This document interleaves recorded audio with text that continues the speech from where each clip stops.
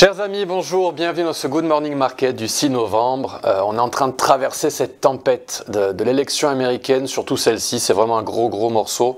Et on est en train de la traverser sans trop d'encombre. Vous savez, une élection présidentielle comme celle-ci, c'est vraiment un gros événement et ça peut causer beaucoup de bruit sur les marchés.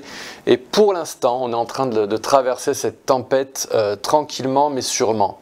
Alors Trump est favori, il est en tête, largement en tête, mais il va falloir attendre le résultat des dépouillements finaux dans les swing states notamment. On a cette carte qui s'affiche à votre écran. Donc voilà, il y a le Wisconsin, le Michigan, la Pennsylvanie. Donc on est à 94% de vote reçu en Pennsylvanie. Trump est en tête avec 51%.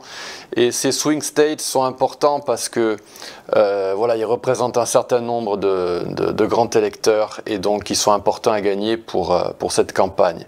Je ne vais pas aller plus en détail concernant la map, vous pouvez la retrouver partout. Vous allumez votre télé, vous l'avez. Nous, on va se concentrer sur les prix. Et donc, grosso modo, beaucoup de valeurs à vous donner. On a le VIX qui rejette violemment le niveau des 21. Il avait déjà commencé à le faire la semaine dernière. Tant qu'il est en dessous de 21, on est bon.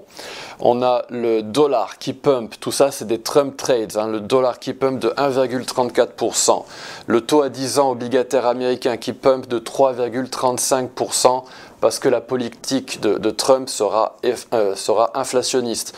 On a les indices qui montent dans les contrats à terme. On a le S&P qui progresse de 1,12%. Hier, il a progressé de 1,23%. Bitcoin continue de monter. Il est aux environs de 75 000 $. Il monte de 8%. Le gold est en train de légèrement descendre. On va en parler tout à l'heure. Et le baril, lui, baisse de 1,76%. Il dump à partir de notre boîte rouge que je vous ai donnée hier. On va parler de tous ces indices. On va les analyser, les disséquer ce matin. Et on va s'amuser à ça. On a également le Dogecoin qui avait commencé à pumper hier avant le début des décomptes. Il est en train de monter de 22%. Dogecoin qui est lié à Musk, qui est le bras droit de Trump pour cette élection. Donc voilà, beaucoup de choses à vous dire. On a également le Nikkei qui a progressé de 2,52%. Alors on va aller dans Xstation. Je vais rapidement vous montrer le calendrier d'aujourd'hui. Alors évidemment, il y a pas mal de données, mais elles seront totalement anecdotiques en comparaison de l'événement des élections. Donc je ne vais pas trop en parler, mais voilà, grosso modo, tout est cannibalisé par les élections américaines et le mouvement mesuré numéro 2 dans le S&P 500 qui, a priori, ça y est, il est déjà tradé, il y a eu du FOMO, on a touché le retracement des 38% et on est en train de s'orienter vers les 6050 points pour le S&P 500. Alors, comme il y a 4 ans, il va falloir se méfier.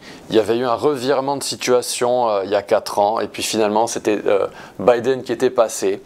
Si jamais ça devait être le cas pour Harris qui doublait dans la dernière ligne droite Trump, avec évidemment des polémiques potentielles, eh bien on pourrait avoir quelque chose de dangereux pour les marchés, on pourrait avoir un revirement de situation. Je ne pense pas que ça va se produire, mais on ne sait jamais. Ça a été une élection présidentielle assez dingue, faut le dire. Donc on est en train de progresser en direction des 6049 points dans le S&P. Dans le Nasdaq, eh bien là on a carrément évité le retracement des 38%. Donc attention, méfiance, on s'oriente vers les 22 143 dans le Nasdaq pour un trade en weekly pour les algos. On va aller côté commodité et s'orienter vers le gold. Alors le gold vient tout juste de casser son support en 4 heures, celui que je vous ai mentionné hier. On a cassé la Golden Zone. C'est peut-être pas une mauvaise nouvelle pour les investisseurs parmi vous qui cherchent à rattraper le wagon dans le gold. Et on a cette boîte verte préférentielle située entre 2653 $ et 2600 $. Pour comprendre davantage pourquoi j'ai tracé cette boîte verte, je vous oriente vers les vidéos passées concernant le gold. Donc le gold est en train de redescendre, le pricing de l'incertitude est en train de décliner. Quant au pétrole, alors le pétrole super intéressant, tout ce que je vous ai mentionné hier, tous les Trump trades sont en train de se matérialiser. Donc dans le pétrole, on a le trade que je vous ai proposé hier qui est en train de fonctionner avec ce mouvement mesuré qui est actif, avec une résistance située entre 75,7 $ et 77 dans le Brent. On a été rejeté par le retracement des 50% et on s'oriente vers 67-71. Il faudrait continuer de descendre et casser ce canal pour ensuite avoir une validation de l'épaule tête-épaule. Quant au... je voulais vous montrer Bitcoin évidemment. Quant à Bitcoin, eh bien, il est venu retester cette ligne de tendance qui servait de résistance par le passé, qui sert maintenant de support. Et on a tradé le retracement de 38% comme de le S&P et on s'oriente vers les 77 000 $. Bitcoin devrait monter à 83 805 $ sur Xstation si l'élection de Trump se confirme. Ensuite, je voulais vous montrer rapidement l'euro. Alors l'euro, c'est vraiment la cerise sur le gâteau. Il a suivi, mais à la lettre, ce petit parcours noir que je vous avais défini, je crois que c'était la fin de l'an dernier. Et il est venu au haut de cette boîte rouge et est en train de dumper. Je vous avais mis aussi cette ligne verticale qui marquait l'élection présidentielle. Donc assez impressionnant. On a vraiment suivi mon parcours noir à la lettre. Et cette boîte rouge, eh bien, elle correspond à un mouvement mesuré en période très haute. On est en mensuel. Et c'est ce que je vous dis souvent, hein, les mouvements mesurés fonctionnent dans tous les instruments, sur toutes les périodes. Et on est venu chercher... on a frôlé 1,127 $ pour l'euro, mais grosso modo, voilà, on a suivi ce parcours noir à la lettre et on est en train de dumper pour s'orienter éventuellement, on en parlera dans d'autres GMM, vers les 0,887 dans l'euro en tant que cible.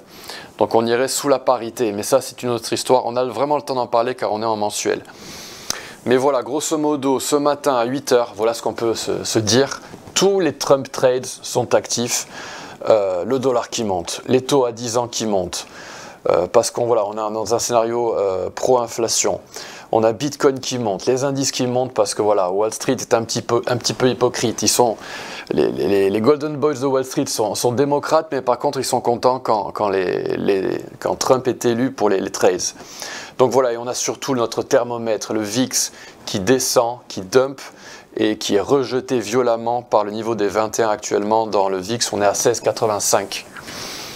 Donc voilà, il va falloir attendre encore un petit peu. Ça reste un événement de marché, on n'a pas terminé la tempête, il faut la traverser jusqu'au bout. Et idéalement, il faut que ça reste intact, en tout cas pour les marchés. Je vous souhaite une très très belle journée à tous et on en parle dans Xstation, on actualise l'onglet actualité très très fréquemment. Si vous avez des questions, n'hésitez pas à me poser des questions dans la section commentaires de cette chaîne et n'hésitez pas à appuyer sur le pouce bleu et nous suivre sur cette chaîne YouTube. Merci à tous, à bientôt, bonne journée, au revoir.